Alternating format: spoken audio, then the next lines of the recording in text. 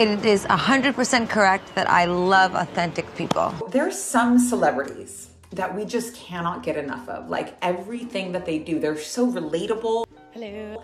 They're so real. I'm a good shitter. What is it that makes some of these celebrities just stick out for us to where we're literally just voracious? They can do no wrong in our eyes. And what is it that makes some people's books bestsellers and some people's content viral? Like not just one or two of their posts, but actually like everything that they're doing is getting more and more traction. The secret is that they're authentic. But when I looked up the SEO of this word, I realized that the majority of people looking for the word authentic online are actually looking for authentic Mexican food near me. So I completely understand that search, but I'm gonna have you sit back and relax because I'm going to show you the 10 red flags for being fake, either you or somebody else. And the opposite of being fake is being authentic. So the very first red flag that either you are fake or somebody else is that your voice changes. Now, I don't mean changes like your balls drop. I don't mean change like this. I mean, when you are about to speak your truth or it's something that you're uncomfortable with, a lot of us are really uncomfortable just getting up there and telling our truth because telling your truth means you're going to make mistakes as you get older. Not everything that comes out of your mouth is Chanel, but being comfortable making mistakes and being comfortable saying like, hey, I'm asking for this and I want to take up space. When you are fake, you can't do this, but the nice version of you could, or the British version of you could. This is so wild. Once I point this out, you're never going to be able to unsee it. A place that you'll see this a lot is when somebody in front of you at the grocery store, let's say someone in front of you at the grocery store or online is talking on the phone, living their voice, and then they go, hang on. Sorry, how much is that? They're uncomfortable talking about money. Therefore, the persona does it for them. They want to return their food at the restaurant, but they're uncomfortable doing it. So the nice version of them does it for them. Now, my favorite one are the accents because it's just like, so when you call it out, it's like so unhinged. I remember one time like seeing my husband and somebody that was working for us, like going back and forth in these Russian accents. And she's going, I'm going to go outside for smoking, yeah? And my husband's like, I think you'll not want to go smoke. And they're saying, we're playing our little game. I said, listen, Magic, do you like it when she smokes cigarettes? He's like, no, I think they're disgusting. I can't believe it. Like, I thought we were clear that we didn't want smoking in our house, etc. She doesn't feel comfortable asking for a cigarette break. He doesn't feel comfortable saying no to her. So they're just mimicking each other in these voices that aren't them, and neither of it is getting to the bottom of things.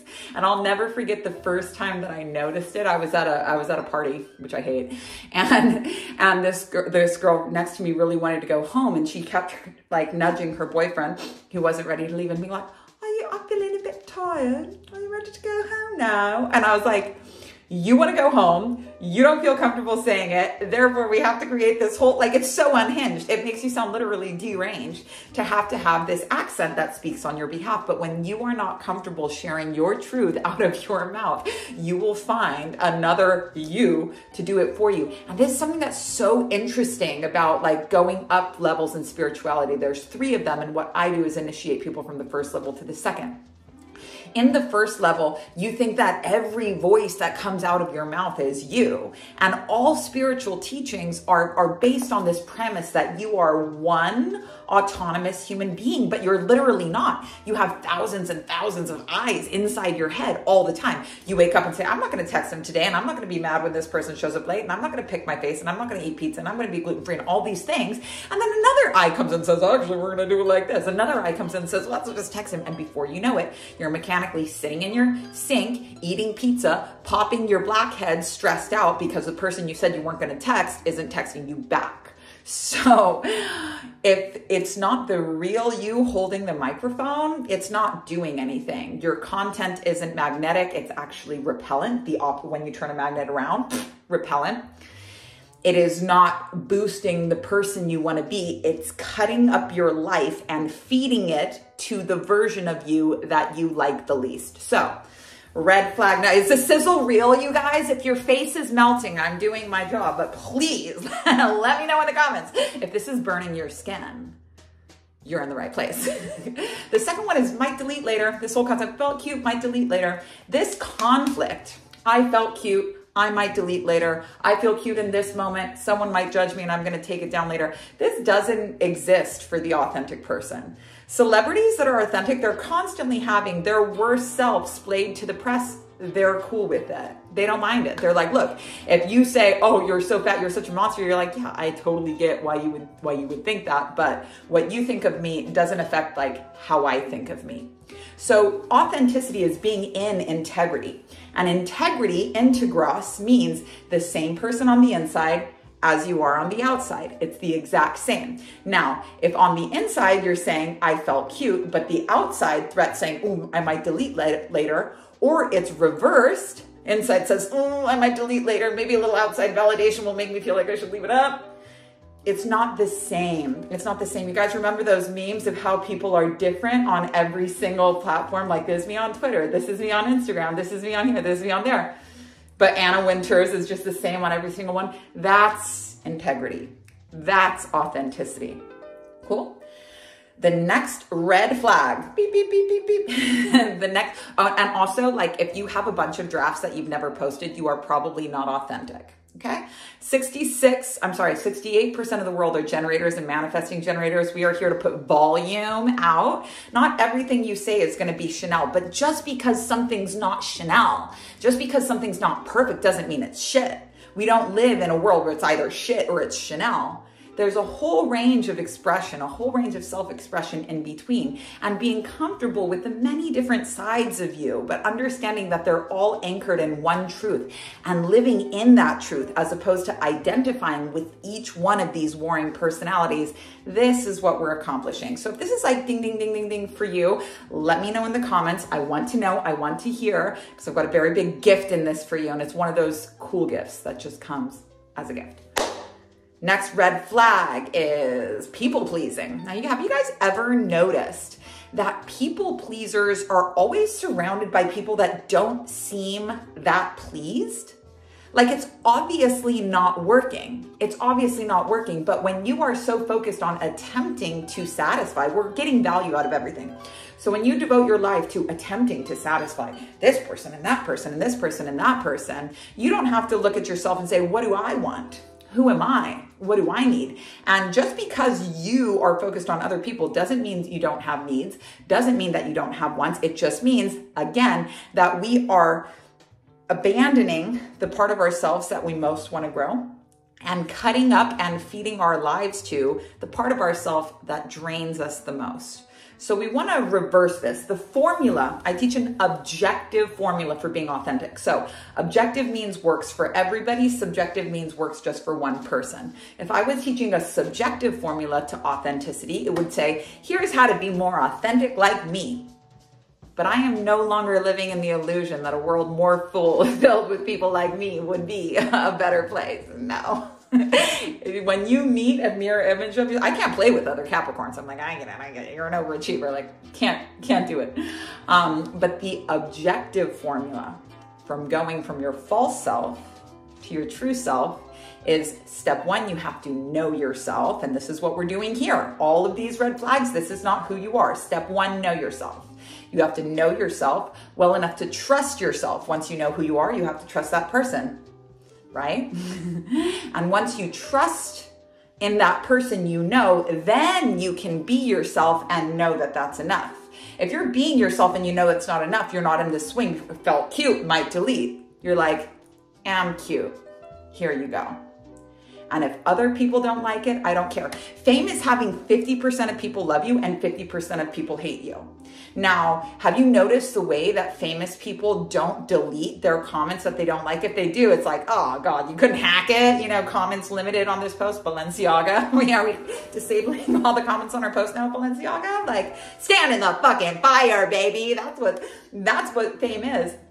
But the thing about leaving the comments up there is that you understand that what people are saying online doesn't really have anything to do with you. But when you feel like you have to defend yourself, it's because somebody has said something and you can't see how there's any way that might be true.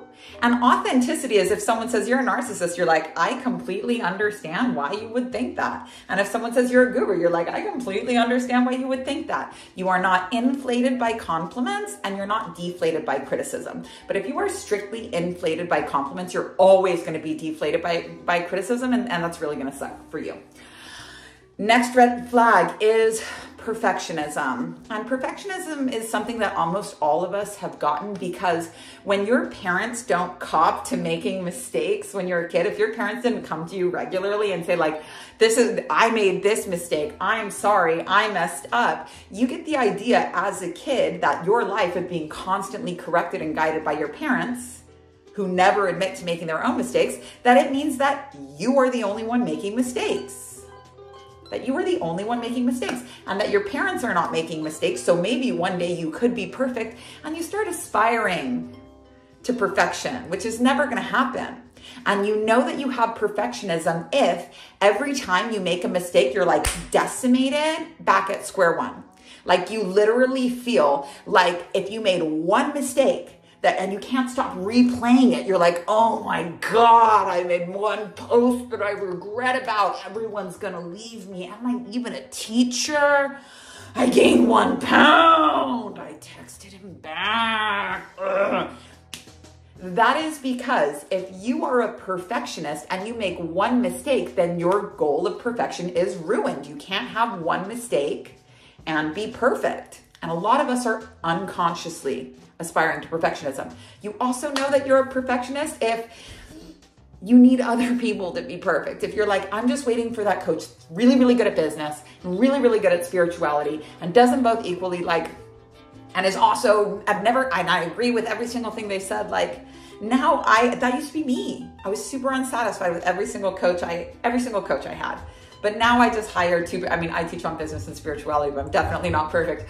But I just pick 2 different coaches. I get someone to teach me about business, someone to teach me about spirituality, and that's just what I do. Just because you're not perfect doesn't mean you can't be great. So aim for greatness, because great people make tons of mistakes. And when we're projecting confidence out into the world, we think that we're, that we've got everybody fooled. But actually, when you project out to the world, I'm so confident, 500 kilowatts of confidence I have, it creates an equal and opposite shadow.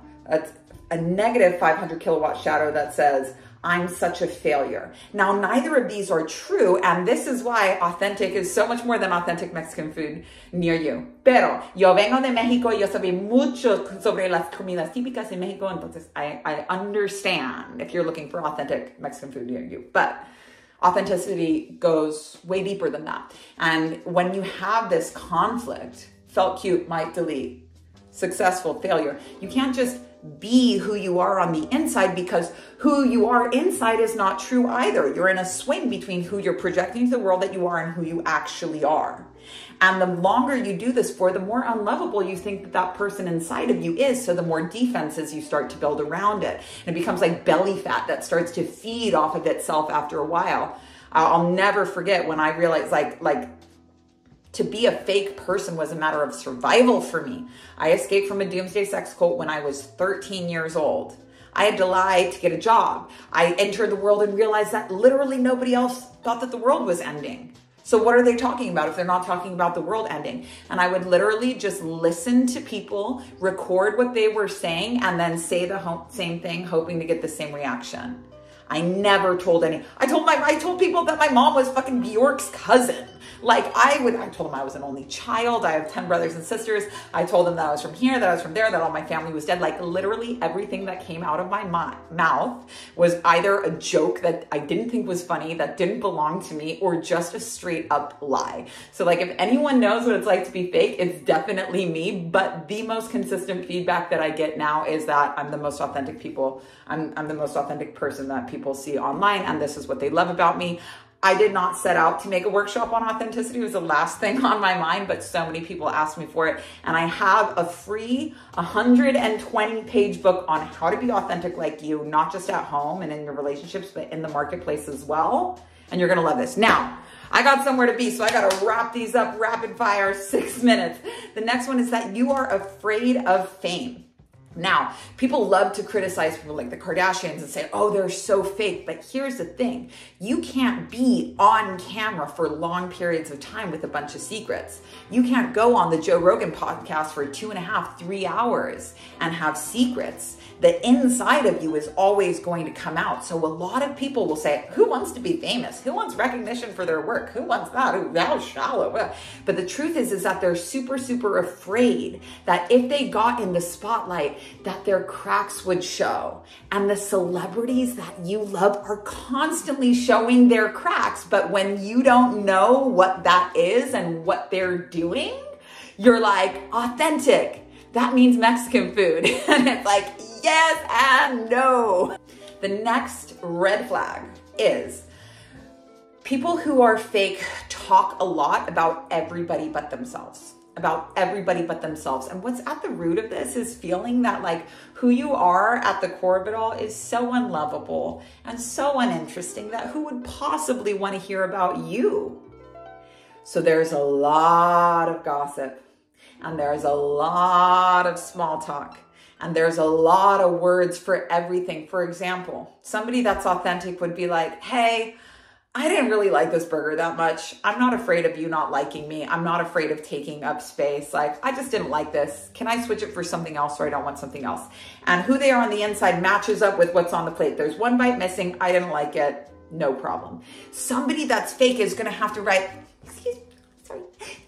I have asked for the bacon, and the thing is that like, I am vegan and I don't eat this. And the thing is that I'm going to have a really bad allergic reaction if I do this. And I really don't mean to be bothered, but words and words and words and words. It takes so fucking long to get through this false personality to be like, what the fuck are you saying? What do you want? Like the answer is yes, this is really not that complicated.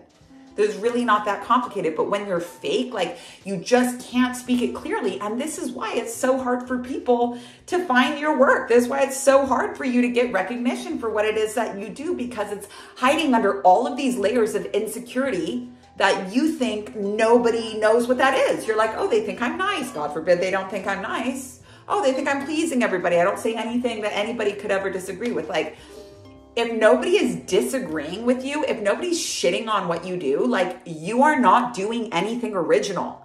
Any original work has pissed 50% of the world off. 50% of the world off. Henry Ford said, if I asked people what they wanted from me, they would have said a faster horse. They would have said a faster horse. But the first person that invented a car was like, look, I don't care how you feel about it. I don't care how stupid you think my ideas are. I don't care if I built my entire first car in a garage and couldn't get it out of the damn garage. I don't mind making these mistakes publicly, but like, I'm not listening to you. I don't care what you say about me because you want a faster horse and I see a vision that's bigger than you can see. So I'm not going to ask somebody that has never been where I'm trying to go how to get there. I'm just going to do me. And it made me realize I don't care anymore what anybody gotta say. I'ma do me. I'ma do me.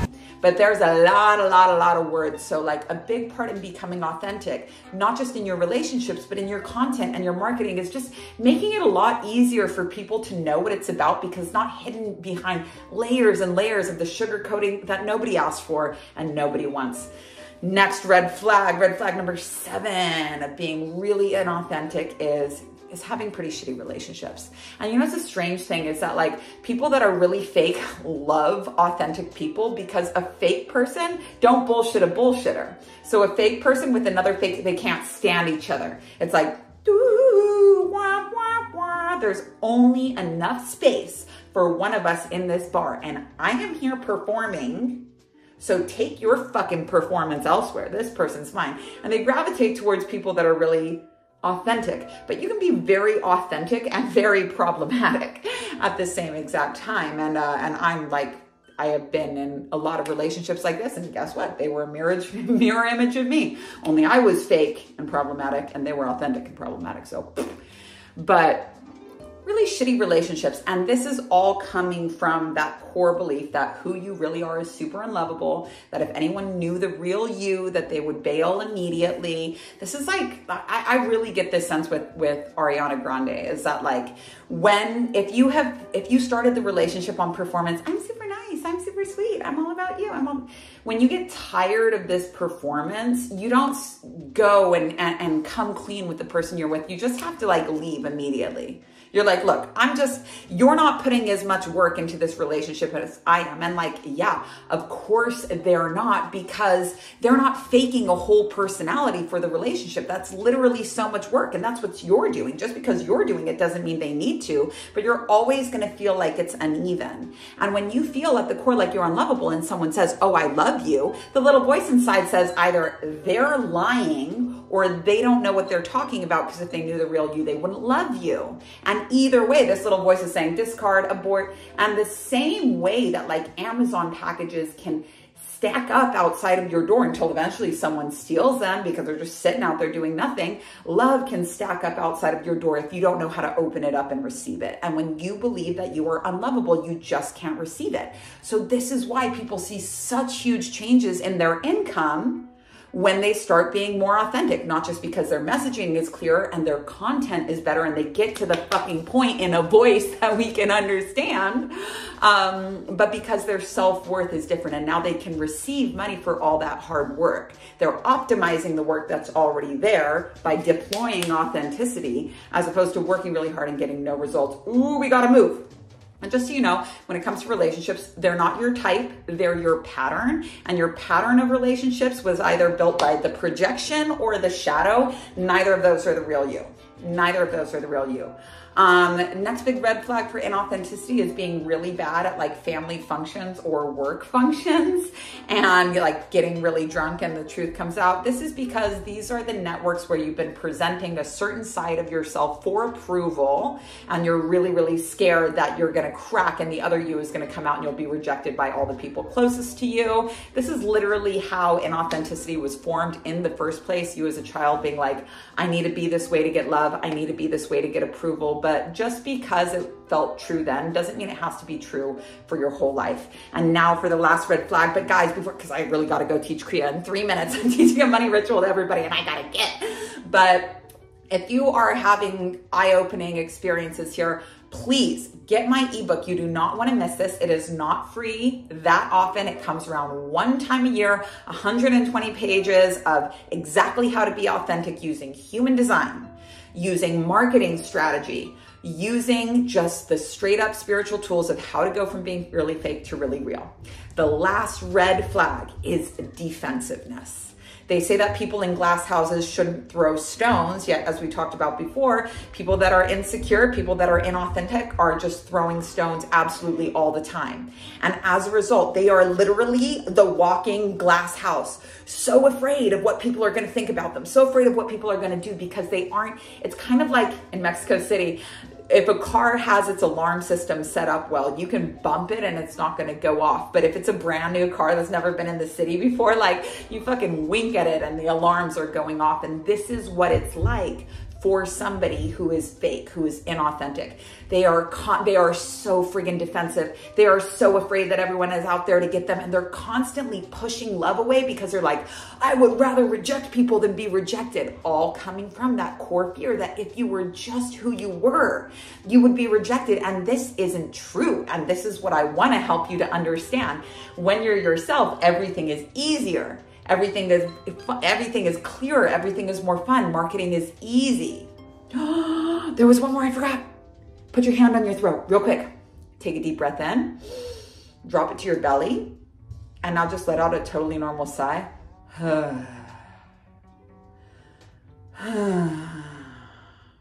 This is your natural pitch. This is your natural voice. This is what your real voice sounds like. Anyway, when you talk with a voice that's not really yours, there's something in people's minds that just says, don't listen to this. It's not truth. You can tune it out. So you'll notice that if you ever go to speak and people just kind of turn away and stop listening to you and you're like pretending that you didn't actually say anything, you're like, ugh.